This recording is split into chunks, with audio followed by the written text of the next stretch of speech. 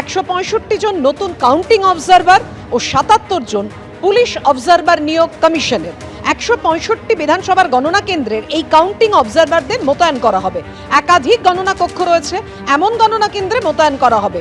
গণনা কেন্দ্রের নিরাপত্তা জোরদার করতে মোতায়েন করা হবে অতিরিক্ত পুলিশ অবজারভারদের।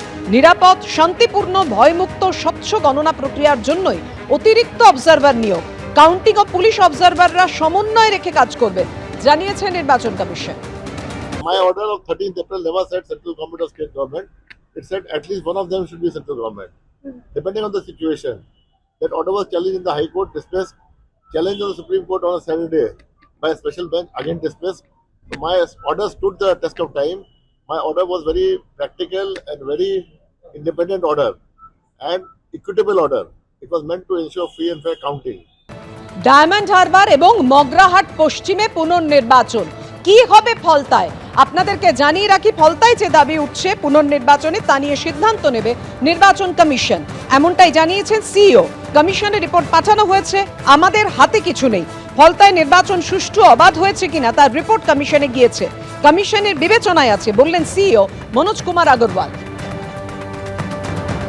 নির্বাচন কমিশনের কাছেও কিন্তু এই খবর আসে, যেখানে দেখা যাচ্ছে যে ফলতা বিধানসভার হাসিমনগর এলাকায় তুমুল বিক্ষোভ হচ্ছে এবং সেখানে একদম তৃণমূল দুষ্কৃতীদের বিরুদ্ধে মহিলারা কিন্তু অভিযোগ করছেন যে তাদেরকে ভয় দেখানো হচ্ছে।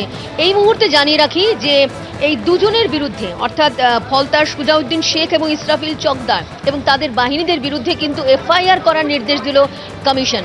অর্থাৎ এদের বিরুদ্ধে যে অভিযোগ রয়েছে, যে ভয় দেখাচ্ছে এবং সেখানকার যে ভোটাররা রয়েছেন সেক্ষেত্রে এই ভোটারদের এরা যে ভয় দেখাচ্ছে এবং অবশ্যই যে অভিযোগ আসছে মহিলারা অভিযোগ করছেন, সেই অভিযোগের পরিপ্রেক্ষিতে কিন্তু নির্বাচন কমিশনের এই নির্দেশ এই দুজনের বিরুদ্ধে এবং যারা এদের বাহিনী রয়েছে তাদের বিরুদ্ধে এফআইআর করার নির্দেশ দেওয়া হয়েছে।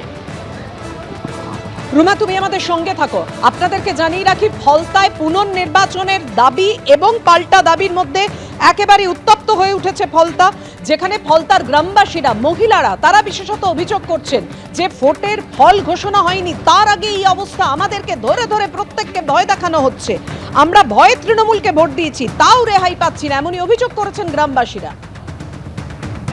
একটা লোককে ধরতে পারছে না কেন? ইসরাফিল চকদারকে কিসের জন্য ধরতে পারছে না? ইসলামী চকদারকে ধরতে পারছে না, অথচ গ্রামের হাজার হাজার লোককে শুধু বলছে কোঅপারেট করুন। সেখান থেকে কোঅপারেট করে আসছে। এটা কিসের জন্য হচ্ছে? সিঙ্গাম হলে তো আরো ভালো, সিঙ্গামকে নিয়ে আসো, অজয় পাল শর্মাকে নিয়ে আসো, দেখো সব সমাধান হয়ে গেছে। ভালো লাগছে না এইরকম ভাবে রাস্তায় এই যে সমস্যাগুলো সৃষ্টি হচ্ছে, এগুলো আমাদের পছন্দ হচ্ছে না। আমরা আমাদের নিরাপত্তাহীনতায় ভুগছি, আমাদের নিরাপত্তা দরকার আছে। হলো আগেও হয়েছে, এবছরে বেশি হচ্ছে, এখনো গণনা তাও হয়নি, গণনা হয়নি তাতেও এই অবস্থা, গণনা হলে তাহলে কি হবে? গ্রামবাসীরা তারা যেহেতু প্রধান আমরা জানি, কিন্তু না বলে রোডে ঢুকে অত্যাচার করা সেটা তো ঠিক নয়। গতকাল করেছে, আরো আগে ভোটের দিনেও একটু কালকে তো আপনারা রাস্তায় নেমেছিলেন, অবরোধ করেছে, আবার গতকাল সকালবেলাই করেছে তো, হ্যাঁ তারপরে রাত্রে করেছে। এবিপি আনন্দ, এগিয়ে থাকে, এগিয়ে রাখে।